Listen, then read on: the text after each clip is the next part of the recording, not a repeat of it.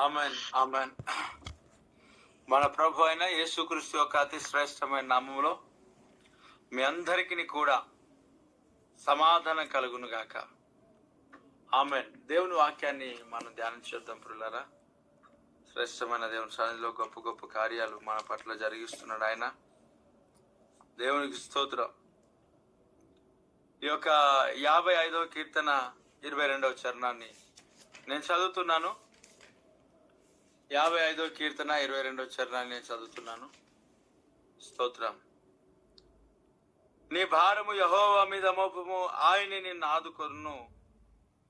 నీతిమంతులకు ఆయన ఎన్నడను కదలనీయడు. దేవుడికి స్తోత్రం. హల్లెలూయా. ఈ యొక్క ఉదయకాల సమయంలో ప్రభు మనకిచ్చిన ఈ యొక్క గొప్ప సమయాన్ని బట్టి దేవుని స్తుతిస్తున్నాను. దేవుని వాక్యంలో ఇక్కడ ఒక మాట సెలవిస్తా ఉన్నది. నీ భారము యెహోవా మీద మోపము, ఆయన నిన్ను ఆదుకొనును అని. ప్రియా దేవుని బిడ్డలారా, అనేక మంది జీవితాల్లో ఏదేదో భారాన్ని మోస్తూ ఉంటారు. అనేక భారాన్ని భుజం పైన మోస్తూ ఉంటారు.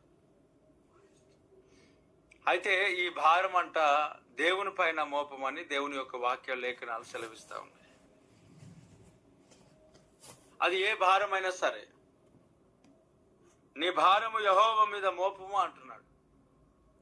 మొట్టమొదట ఒకసారి ఆలోచన చేస్తే, మనుషులు ఎక్కువ శాతం మనం మోసేది పాప భారం. ఈ పాప భారాన్ని ఆ ప్రభుని యేసుక్రీస్తును నమ్మిన మన జీవితంలో ఎప్పుడో దేవుడు తొలగించాడు. ఇంకా ఆ పాప భారం అనేది మనం మోసుకోవాల్సిన పని లేదు. మన పాపమును మనం మోసుకునే పని లేదనమాట. ఆయన మన పాపమును తీసుకొని సిలువను మన కొరకు మోసాడు కదా. కాబట్టి మన భారము ఆల్రెడీ ఆ ప్రభుని యేసుక్రీస్తు మోసేశాడు కనుక మనము పాపాలను మోయాల్సిన పని లేదు. మనము భారముతో ముందుకు సాగాల్సిన పని మనకు లేదు. ఇక్కడ వాక్యం సెలవిస్తున్నది, నీ భారము యెహోవా మీద మోపము. ఈరోజు ఉదయకాల సమయంలో ప్రియులారా, ఏదైతే భారంతో నువ్వు ఉంటున్నావో, ఏదైతే సమస్యలతో నువ్వు ఉంటున్నావో, ఏదైతే ఇబ్బందులతో నువ్వు ఉంటున్నావో, నీ భారం ఆయన పైన వేసేయి. నిజంగా అది ఎంతో ధైర్యాన్ని కలుగజేస్తుంది.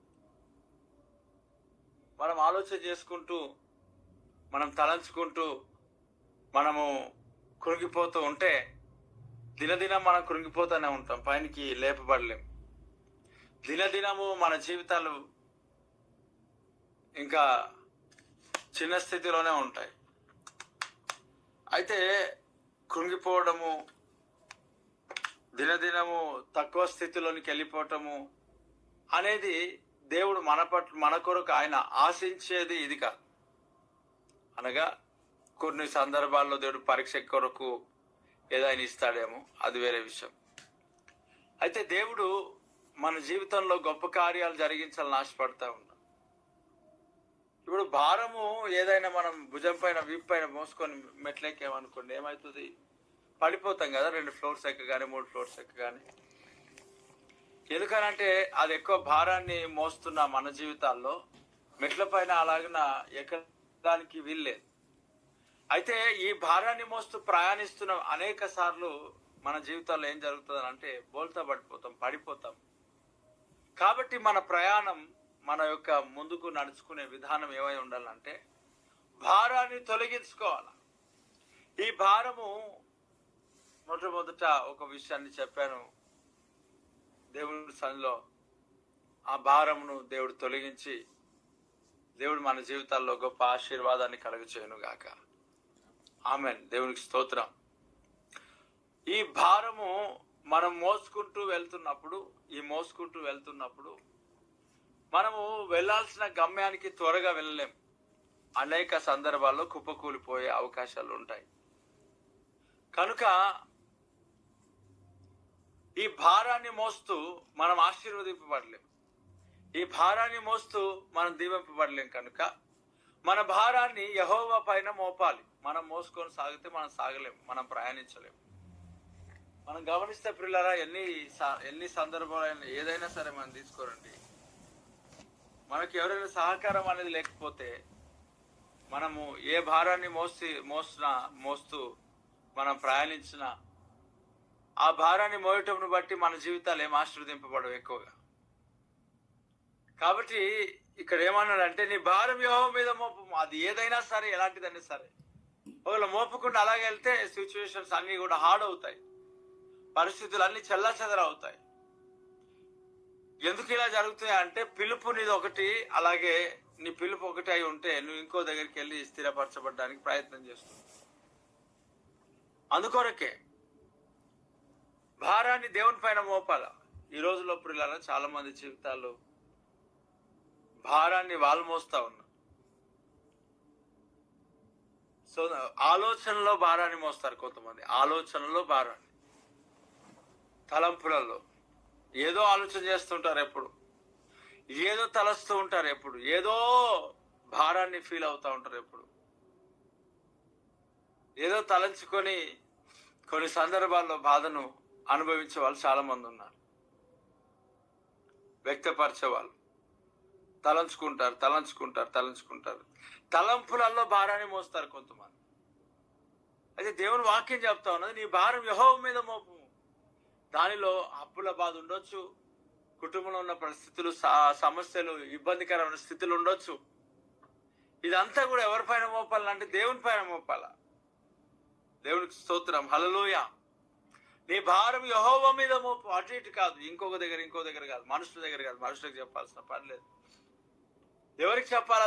దేవునికి చెప్పాలి నీ భారాన్ని, నీ పరిస్థితుల్ని నువ్వు అన్ని కూడా దేవునికి తెలియచేయాలి. ప్రతి భారాన్ని సంఘంలో ప్రభువునికి తెలియజేసినప్పుడు నిజంగా అద్భుతాలను దేవుడు చూస్తాడు, అద్భుతాలు దేవుడు చేస్తాడు. దేవునికి తెలియజేయాలి, మనుషులకు కాదు, దేవునికి. అలానే నీ భారం యెహోవా మీద మోపు. ఇంకా పూర్తిగా ఈరోజు ఉదయకాల సమయంలో ఏదైతే ఆలోచన విధానం కలిగి ఉన్నావో అవన్నీ యేసు ప్రభు పైన మోసే. ఇంకా ఒక మాట చెప్పాలంటే ఈ క్రిస్మస్ వస్తే అనేక భారం ఉంటుంది కొంతమందికి. ఏం భారం అని అంటే షాపింగ్ చేయాలా. ఉదయం నుండి సాయంకాలం వరకు కొంతమంది షాపింగ్ చేసి నేను కొంతమందిని చూశాను. ఒక నెల ముందు వివాహంకు లేక క్రిస్మస్ ప్రోగ్రాంకు ఏ దానికైనా మంచి బట్టలు తీసుకున్నారు అనుకోండి, ఆ పర్టికులర్ గా ఆ డేట్ వచ్చేంత వరకు కూడా ఎక్స్చేంజ్ చేస్తూనే ఉంటారు. సాటిస్ఫాక్షన్ ఉండదు, నమ్మరు అనమాట. ఇది బాగుందని వారి కళ్ళు మంట, ఓర్వలేని కళ్ళు మంట. నిజంగా ఉన్న దాంట్లో సంతృప్తి కలిగి ఉండడం మనం నేర్చుకోవాలి. ఇక్కడ ఏమన్నాడంటే దేవుని పైన మోపు, నీ భారాన్ని దేవుని పైన మోపు. అనారోగ్య పరిస్థితులలో దేవుని సన్నిధిలో నిలబడి స్తుతించు, గొప్ప కార్యాలు దేవుడు చేస్తాడు. నీ భారం యెహోవా మీద మోపు, అప్పుడు నిన్ను ఆదుకుంటాడు ఆయన. దేవుడికి స్తోత్రం. ఎస్, ఈ షాపింగ్ కాంప్లెక్స్ లో వెళ్తారు, చేస్తూనే ఉంటారు, ఎక్స్చేంజ్ చేస్తూనే ఉంటారు.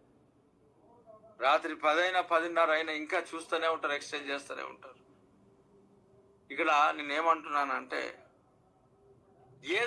ఏదేదో మోయడం కాదు. మనం నిజంగా దేవుడు గొప్ప కార్యాలు చేస్తూ ఉన్నాడు, అద్భుతాలు దేవుడు చేస్తూ ఉన్నాడు, ఆశ్చర్యమైన కార్యాలు దేవుడు చేస్తూ ఉన్నాడు. ఎన్నిక లేని జీవితాలను ఎంతో ఆశీర్వాదకరంగా దేవుడు మారుస్తూ ఉన్నాడు. ఇక్కడ ఏమన్నాడు అంటే పిల్లరా, నీ భారాన్ని నేను మోస్తాను కాబట్టి నేనైతే ఏమంటా